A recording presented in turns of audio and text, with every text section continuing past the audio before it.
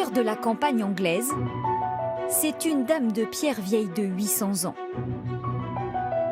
Entrer dans les entrailles de la cathédrale de Salisbury, c'est découvrir un bijou d'architecture gothique. Une nef majestueuse surplombée de voûtes et d'arcs brisés. Des vitraux dont la beauté se révèle à chaque rayon du soleil. Dans cet écrin repose l'un des documents les plus célèbres de l'histoire d'Angleterre, la Magna Carta de 1215, pierre angulaire du droit anglais. La cathédrale de Salisbury, Tricia Glass en connaît les moindres secrets. Ce que je vais vous montrer est quelque chose d'unique. La cathédrale pèse environ 100 000 tonnes, mais elle ne repose que sur 4 mètres de fondation. En dessous, il y a 9 mètres de gravier avec de l'eau qui circule. Ça, c'est pour montrer aux visiteurs qu'on flotte littéralement sur l'eau. Il aura fallu 100 ans pour ériger Salisbury et parachever sa flèche, la plus haute du Royaume-Uni. Ce jour-là, nous suivons notre guide dans les hauteurs, sous la charpente de la cathédrale. Nous sommes juste à la base de la flèche, à 70 mètres de hauteur. Au-dessus de nos têtes, il y a 60 mètres supplémentaires jusqu'au sommet. Pour l'atteindre, il faudrait encore grimper 10 échelles. Mais je vous rassure, ce n'est pas prévu aujourd'hui. Je ne suis pas forcément très à l'aise avec la hauteur, mais ça vaut le coup de faire un effort. Moi, ça me donne vraiment envie de relire les livres sur les bâtisseurs de cathédrales. Je rêvais de monter tout en haut pour voir la vue. Je ne pensais pas qu'on irait aussi haut. Pour en profiter, il faut s'aventurer derrière cette porte, sur un balcon exigu.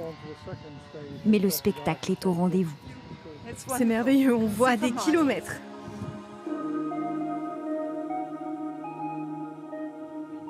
Depuis le XIIIe siècle, la cathédrale a traversé les âges.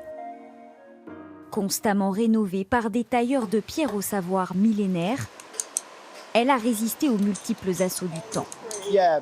Oui, c'est pas mal ça ici. À l'époque victorienne, il y avait beaucoup de traces de fumée à cause des poêles à charbon. Il y a aussi des parties de la cathédrale qui sont exposées au soleil ou encore au vent qui fouette les pierres. Et tout cela accélère leur érosion. Au chevet de l'édifice depuis 34 ans, Gary Price nous révèle cette anecdote. À Salisbury, les tailleurs de pierre travaillent sous l'œil de leurs prédécesseurs. Son nom était Gordon Tucker. Il a travaillé ici pendant 49 ans comme tailleur de pierre en chef.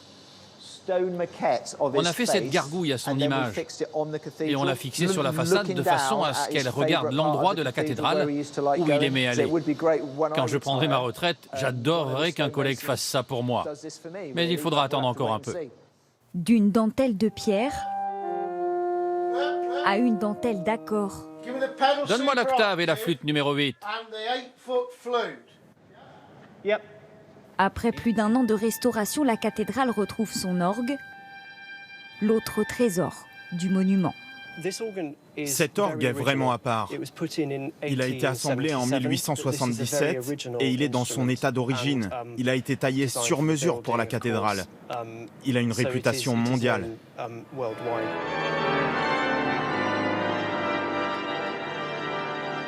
Pour célébrer ses 800 ans, la cathédrale s'est enveloppée de couleurs. Un son et lumière monumental pour l'anniversaire d'une grande dame. Je pense que c'est l'un des plus beaux endroits où je sois allée. C'est beau. Voir autant de lumière, de son, c'est une expérience totalement étonnante. Un voyage dans l'histoire, celle d'une des plus belles cathédrales d'Angleterre.